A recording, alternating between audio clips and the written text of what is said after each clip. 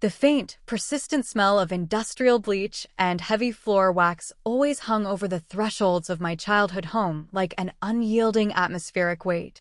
It was the olfactory signature of the Carter commercial cleaning business, an enterprise built from the ground up by my parents, Arthur and Eleanor Carter. For as long as my memory could stretch into the past, that business was the central deity around which our entire family structure submissively rotated. But within that structure, the distribution of light and shadow was executed with a cruel, systemic disparity that shaped every day of my life. I was Ashley, the eldest daughter, a quiet, analytical visual artist who spent her youth retreating into the intricate worlds of digital design and brand architecture. To my parents, my deep passion for design was nothing more than an inconvenient and profitable hobby, a collection of childish doodles on a screen that carried absolutely no value in their world of corporate sweeping and industrial contracts. I was systematically branded as the family eccentric, the quiet disappointment who lacked the aggressive, short-sighted business instincts they valued above all else. Because my work didn't involve managing crews of underpaid cleaners or securing contracts with local hospital wings, my efforts were treated as entirely invisible. I worked from a cramped, poorly lit corner of my bedroom, logging grueling 15-hour days as a freelance digital designer, building an independent client base from pure, unadulterated grit. My fingers were perpetually stiff from hours on the stylus, my eyes burned from the harsh blue glare of my monitor, and my 20s were disappearing into a relentless haze of self-taught corporate compliance. In stark, agonizing contrast to my isolated routine stood my younger sister, Madison, the undisputed golden child of the Carter cleaning empire. Madison was a creature of pure, unearned luxury, a girl whose superficial charm was treated by my parents as a manifestation of divine brilliance. She could do no wrong, her frequent academic failures and explosive behavioral tantrums completely cushioned by my mother's defensive, watery enabling. When Madison dropped out of her third consecutive business marketing program, my parents didn't scold her. They bought her a premier trip to Europe to help her find her artistic inspiration. When Madison accidentally backed her sedan into a neighbor's concrete retaining wall while driving without insurance, my father quietly paid the damages out of the company operating fund and blamed the architecture of the street. She was elevated onto a pedestal of absolute privilege, her lifestyle funded entirely by the revenue of a commercial business that was secretly rotting from the inside out. I watched this profound disparity unfold year after year, swallowing my resentment and channeling the pain of their neglect into an ironclad professional discipline. I forced myself to become a master of digital financial architecture and brand equity, eventually securing high-level contracts with international design houses that began to notice my quiet brilliance. I saved every single dollar I earned, living in a drafty, minimalist studio apartment near the city rail lines, determined to buy my own independent creative studio without ever asking my parents for a single dime of assistance. I truly believed that if I could just build an undeniable, flawless professional reputation, if I could just stand fully validated on my own merits, the family would finally be forced to see me as an equal. The fragile illusion of that hope, however, didn't just shatter, it completely dissolved into an icy void on a freezing, pristine Christmas morning. I had driven across the state to spend the holidays at my parents' suburban home, desperately seeking a brief moment of rest after a punishing quarter of international design contract deadlines. The living room was decorated with an aggressive, ostentatious display of high society luxury, thousands of dollars worth of designer wrapping paper, heavy velvet stockings, and artificial snow gleaming under the massive crystal chandelier. As we gathered around the towering spruce tree, my mother, Eleanor, clapped her manicured hands together, a sharp, theatrical excitement dancing in her eyes as she looked at Madison. "We have a very special milestone to celebrate this year," my mother announced, her voice carrying a triumphant ring that immediately made the tiny hairs on the back of my neck stand up. "Our precious Madison has officially been named the creative brand director for our family's secondary corporate cleaning expansion, and she deserves a reward that matches her status." My father, Arthur, reached into his breast pocket and pulled out a heavy, platinum-plated electronic key fob, sliding it across the silk tablecloth directly into Madison's manicured palms. Madison let out a high-pitched, deafening shriek of delight, running toward the heavy front doors and throwing them wide open to the freezing winter air. Parked in the center of the snow-covered driveway sat a magnificent, midnight blue luxury Lexus convertible, its high-end leather interior and custom rims gleaming under a massive red velvet bow. The vehicle was a masterclass in automotive opulence, an elite machine priced at exactly $117,000 on the commercial market. My parents stood on the porch, wrapping their arms around Madison as she wept tears of pure, entitled joy, completely drowning in their absolute adoration. I stood at the back of the room, looking out through the frost-rimmed windows of the luxury vehicle, a sudden, cold weight settling deep into the pit of my stomach. A commercial cleaning business facing a massive post-pandemic contract contraction could not easily pull $117,000 in liquid cash out of thin air for a luxury gift. Driven by a sudden, protective professional intuition, I pulled my smartphone from my pocket and logged into the secure, private banking application that held my personal assets. Specifically, I navigated to the hidden, legacy tab of my private artistic trust fund, a substantial financial account that had been established by my late maternal grandmother before her passing. The trust fund had been strictly designated to finance the eventual purchase of my independent design studio, protected under a historical joint fiduciary guardianship that required my mother's administrative signature for structural changes. As the digital dashboard fully loaded under the soft light of the tree, my breath completely caught in my throat, a wave of physical nausea washing over my chest. The balance of the private artistic trust fund, which should have held over $120,000 in compound interest and personal deposits, was sitting at exactly $43.12. A frantic, forensic examination of the account's historical transaction records revealed a single, massive liquidation transfer executed less than 48 hours prior. The entire balance had been siphoned out of my private trust, wired directly into the primary operating account of the Carter Commercial Cleaning Company, and instantly dispersed to the luxury automotive dealership. My mother had utilized her legacy administrative access to forge my fiduciary approval codes, completely draining my private financial future to buy her favorite daughter a $100,000 status symbol. The sheer, cold depravity of the theft settled deep into my bones, completely freezing the final remnants of any familial affection I had left for the people standing on the porch. They had looked at my years of silent, exhausting hard work not as an achievement to be respected, but as a bottomless resource to be plundered for Madison's comfort. I didn't storm out onto the porch to scream, and I didn't unleash an emotional outburst that would give my mother an opportunity to deploy her weaponized tears or paint me as a bitter, jealous sibling. I simply closed the banking application, stepped silently back into the guest bedroom, and locked the door behind me with a quiet, definitive turn of the key. I sat at the small desk for the next 14 hours, my fingers moving across my laptop keyboard with the icy, mechanical precision of a military strategist preparing a devastating counteroffensive. As a visual brand architect who had frequently audited my parents' auxiliary digital invoicing platforms to help them secure high-level city contracts, I possessed backdoor access to their entire corporate network. I quietly initiated a deep, subterranean forensic audit of the Carter Commercial Cleaning financial ledgers, tracking their operational habits over the last 5 years of their business.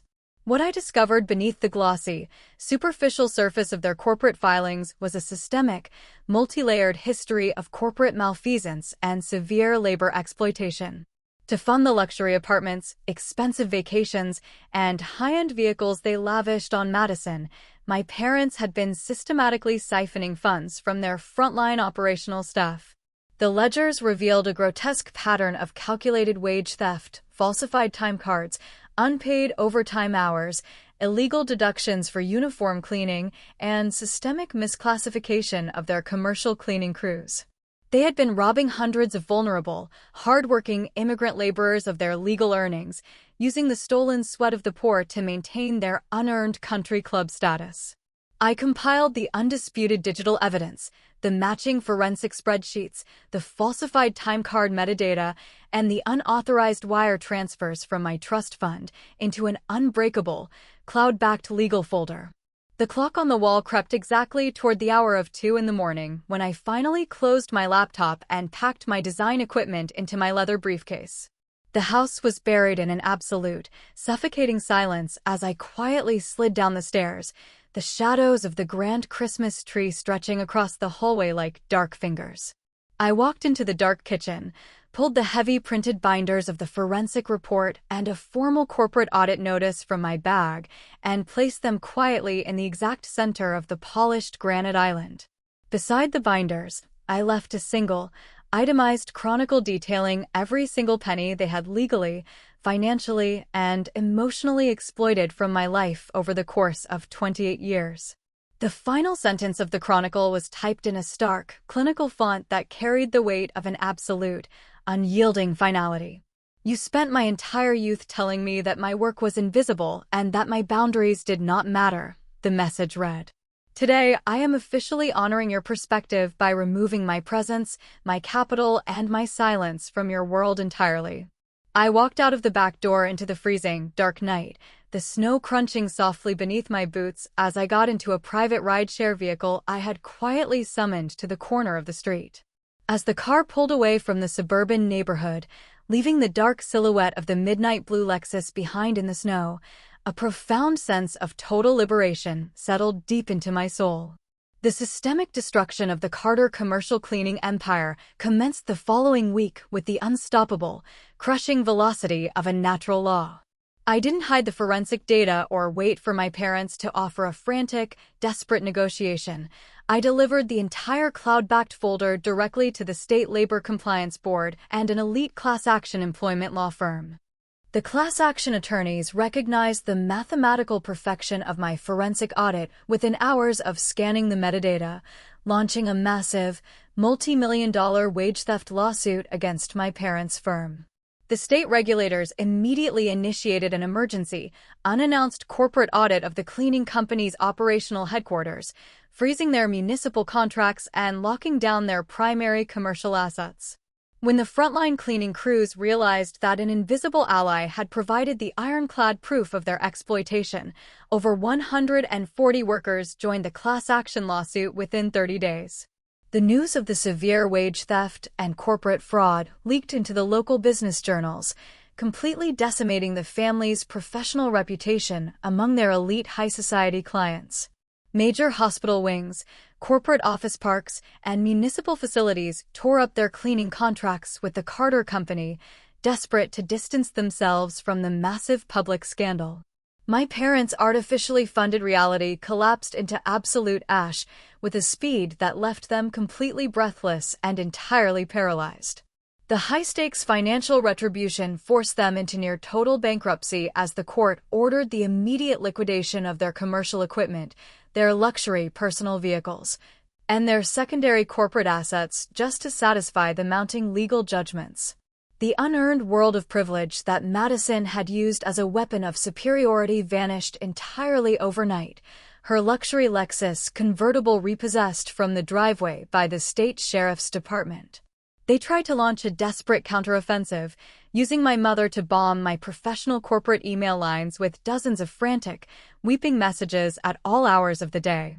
"Ashley, please think about what you are doing to your own bloodline," my mother's email screamed, the text completely stripped of her old, condescending arrogance. "Your father's health is failing from the stress of the court hearings, the cleaning business is completely ruined, and we are going to lose the suburban house because of your cold, ungrateful heart. Madison is locked in her room crying every single day. Her entire future has been destroyed over a simple mistake regarding your grandmother's trust fund. You are a wealthy, successful international designer now. Ashley, you have plenty of money. Please withdraw the forensic affidavits and save your family from public ruin." I read the messages while sitting in the quiet comfort of my new downtown design studio, a beautiful, sun-filled industrial loft with floor-to-ceiling glass windows that looked out over a peaceful river courtyard. I didn't feel a single flash of malicious joy. and I didn't waste a single second writing long, defensive paragraphs trying to make them understand the depth of their betrayal. True liberation means reaching a psychological place where the burning panic of your abusers carries exactly zero weight over your self-worth. I systematically deleted the emails, routing all remaining legal correspondence through a secure corporate attorney who blocked their ability to ever breach my peace of mind again. The dramatic shift in the family dynamic occurred exactly 1 year later, during a crisp, gray autumn afternoon in the heart of the city. I received a hesitant, formal request for a short meeting from Madison, sent through my legal proxy's office, stating that she was seeking nothing more than a private conversation. Out of a clinical curiosity to see the aftermath of the storm, I agreed to meet her at a quiet, minimalist coffee shop located on the isolated edge of the arts district.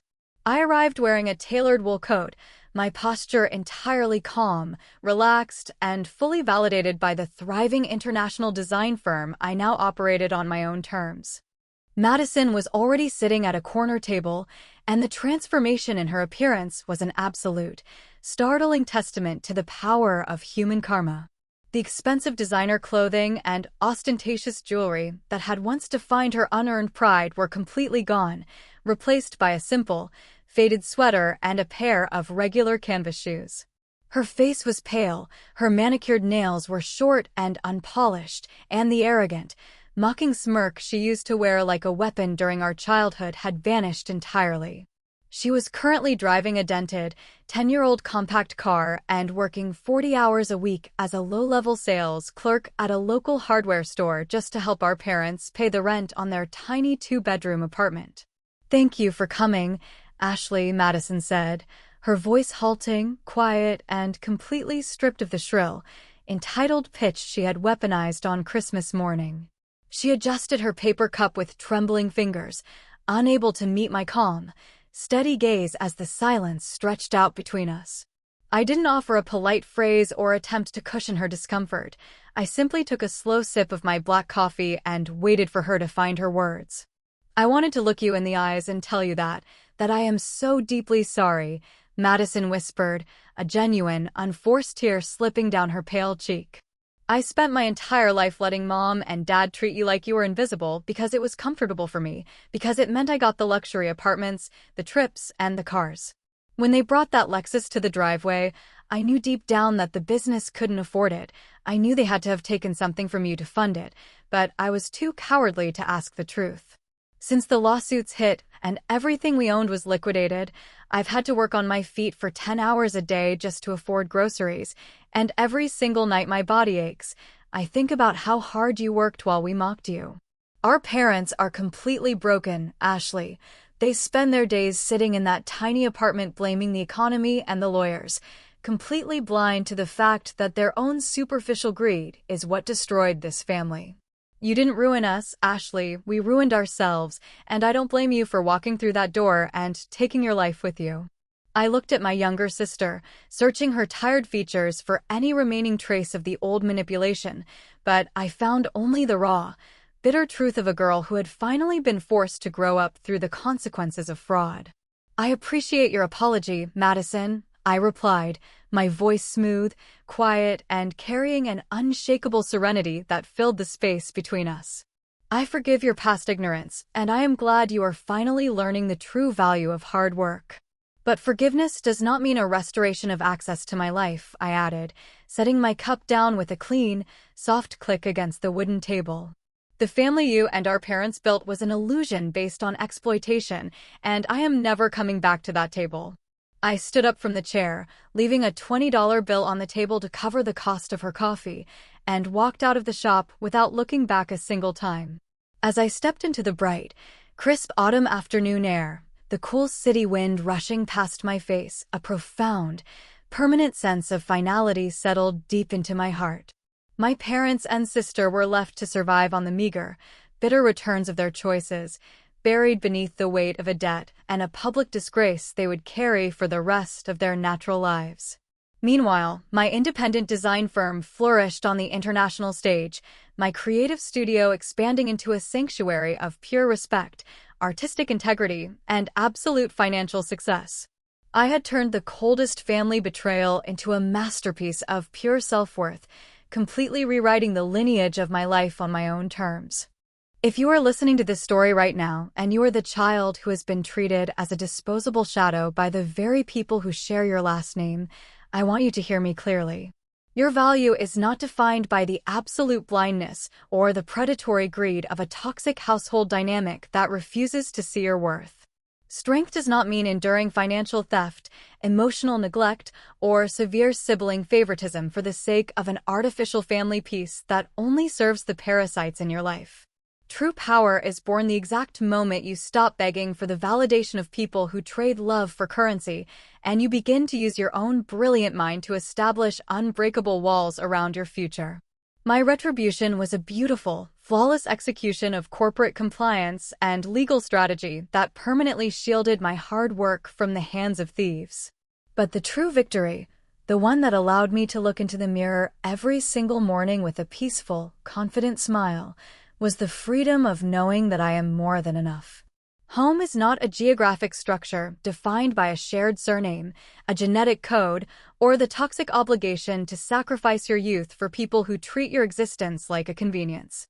Home is where your boundaries are treated as absolute, where your hard work is genuinely honored, and above all else, home is where you are respected.